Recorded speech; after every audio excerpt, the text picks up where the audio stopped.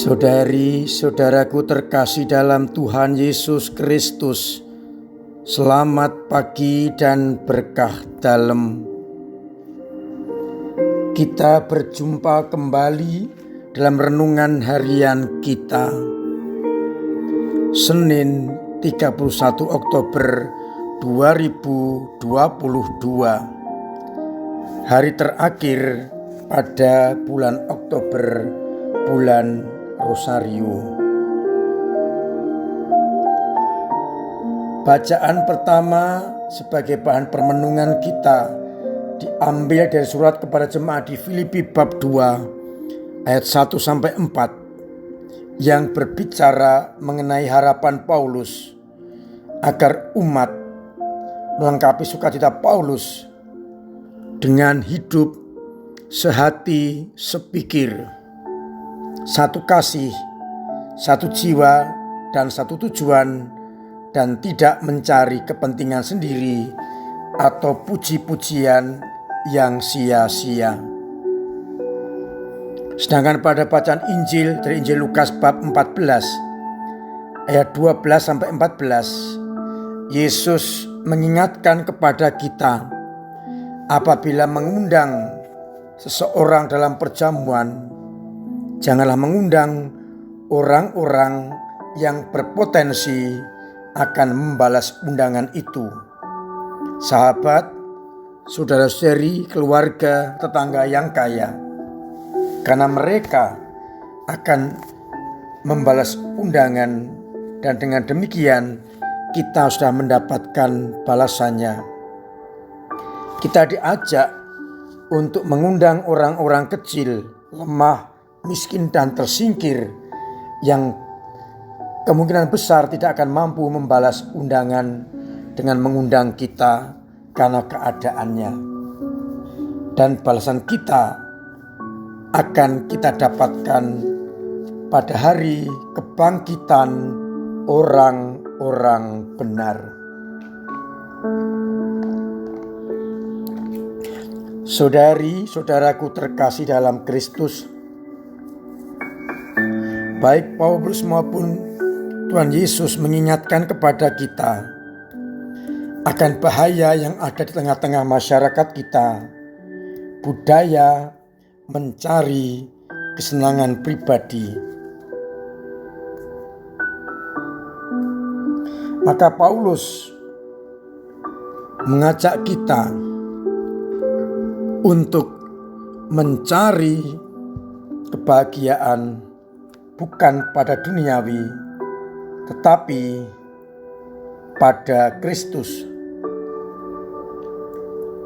yang juga menegaskan kepada kita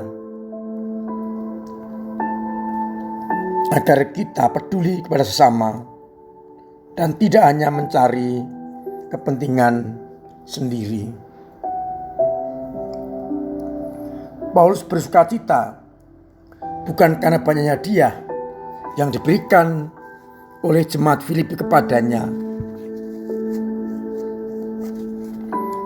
Paulus akan bersukacita kalau orang-orang Filipi hidup di dalam persekutuan roh, dalam kasih mesra dan belas kasih,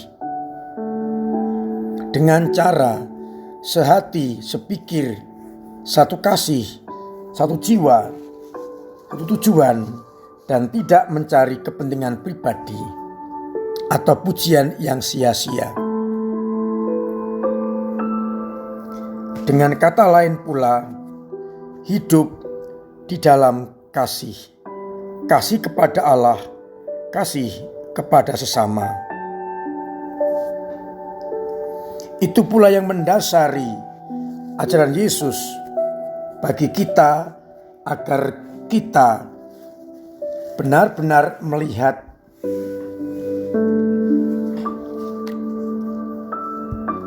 motivasi kita di dalam bertindak.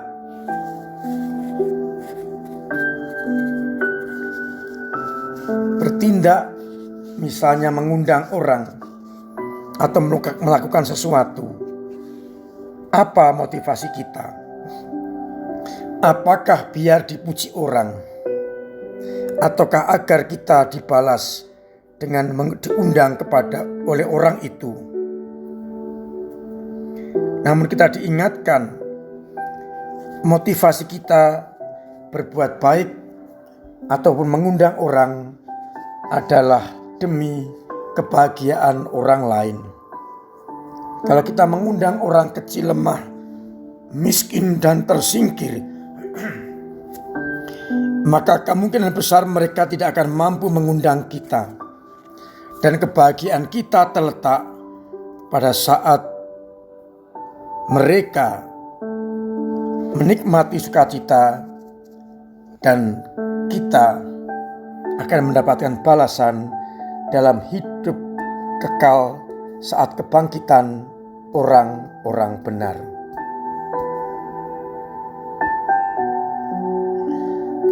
Kita diajak untuk melaksanakan cinta kasih itu berpulakan Yesus sendiri yang mencintai tanpa syarat, tanpa pandang bulu, sehingga perbuatan kita tulus, tidak ada embel-embel dari dalam hati kita, dari pikiran kita. Dengan cara itu kita bisa bersikap bebas karena kita memberi tanpa mengharapkan balasan. Motivasi kita pertama-tama demi kebahagiaan sesama, terutama orang-orang yang kecil, miskin, lemah, tersingkir. Saudari-saudaraku terkasih dalam Kristus, marilah kita mencoba untuk melihat diri kita, bagaimana kita hidup di tengah-tengah masyarakat ini. Apakah kita sehati sepikir, satu jiwa, satu roh, satu tujuan, tidak mencari kepentingan sendiri atau pujian yang sia-sia? Ataukah kita benar-benar hidup dalam kasih seperti Yesus telah memberikan contoh bagaimana seharusnya mengasihi orang lain? Agar dengan demikian kita nanti boleh mendapatkan kebahagiaan abadi pada saat kebangkitan orang-orang benar. Kalau demikian, maka tindakan kita akan tulus dan muncul dari kedalaman hati. Mari bersama-sama kita mengubah hidup kita dari cara hidup lama kepada cara hidup yang baru, hidup yang dipenuhi dengan sukacita Allah sendiri. Semoga dengan demikian motivasi kita dimurnikan dan akhirnya nama Tuhan dipermuliakan. Tuhan memberkati kita sekalian. Amin. Marilah kita berdoa. Bapa yang penuh kasih, kami bersyukur karena Engkau mengingatkan kepada kami bagaimana seharusnya kami bertindak di dalam kasih. Dengan demikian, dalam bertindak tidak ada kepalsuan, tidak ada kemunafikan, yang ada adalah ketulusan. Biarkanlah kami semakin mampu untuk mengasihi dengan hati, untuk mewartakan kasih putra-Mu kepada sesama, agar akhirnya semua orang mengalami sukacita yang datang dari-Mu sendiri. Semoga umat-Mu benar-benar menunjukkan kualitas sebagai anak-anak-Mu di dalam mengasihi sesamanya. Tuhan, berkatilah umat-Mu, sehingga mereka yang sakit segera Kau sembuhkan, yang punya beban berat Engkau ringankan, yang mempunyai persoalan Engkau urai, dan yang kesulitan ekonomi Engkau bantu lewat sesamanya. Biarlah akhirnya mereka mengalami sukacita karena merasa Engkau kasihi. Kami juga masih berdoa untuk saudara kami Nawanto yang sedang sakit. Semoga Engkau jamah, Engkau sembuhkan, dan boleh beraktivitas seperti sedia kala.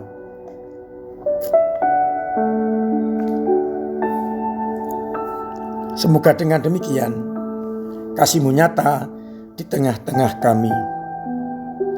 Dan akhirnya semoga Engkau berkenan memberkati kami semua, Bapa dan Putra dan Roh Kudus. Amin.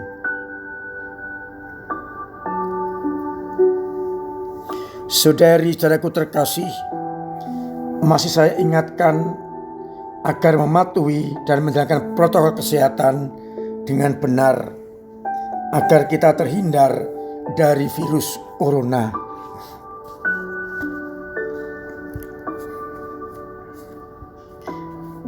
Saya juga masih mengingatkan agar amplop intensi misa arwah tanggal 2 yang belum dimasukkan ke kotak dimasukkan paling lambat hari ini, karena besok akan direkap dan tanggal 2 akan ditayangkan di televisi dan didoakan.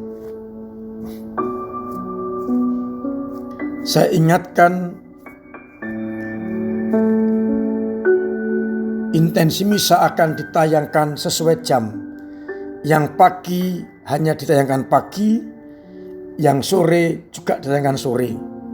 Maka panjenengan yang minta pagi bisa hadir pada ekaristi pagi, yang sore juga pada ekaristi sore. Intensi akan ditayangkan pada televisi di gereja dan akan didoakan secara umum oleh Romo. Boleh membawa bunga tabur untuk diberkati Romo dan diberi nama supaya tidak tertukar. Saya ingatkan tanggal 2 dalam ekaristi tidak menerima intensi mendadak. Seandainya ada yang tetap mengirimkan, tidak akan didoakan pada hari itu. Supaya adil, semuanya akan ditayangkan di televisi.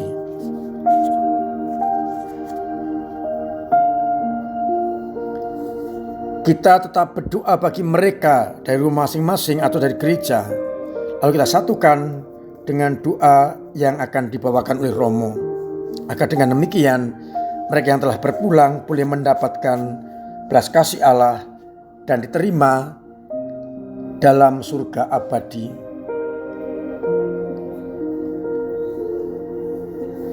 Saya juga masih menghimbau agar mencermati calon anggota Dewan Pastoral Harian. Semoga dengan masukan panjenengan bisa membantu tim formatur dalam menentukan Dewan Harian yang akan melayani kita 3 tahun ke depan. Untuk pembangunan tetap masih ditunggu lewat kolektor pembangunan, lewat amplop pembangunan maupun transfer atau langsung secara kontan atau tunai. Semoga kita semua usaha kita sungguh berkenan kepada Allah, berguna untuk pelayanan gereja. Akhirnya selamat pagi, selamat merenungkan, salam sehat, Tuhan memberkati.